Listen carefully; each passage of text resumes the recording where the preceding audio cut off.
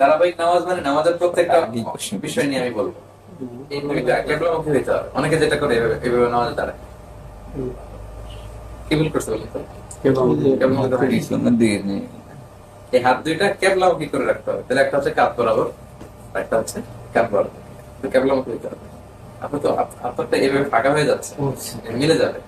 শুধু রুকুর মধ্যে ইফার রিজু আসাবে এখন শুধু রুকুতে আঙ্গুল ফাঁকা, রুকুতে যখন হাঁটু ধরতেন তখন আঙ্গুল ফাঁকা রাখতেন, বাকি সবসময় হাত মিলান।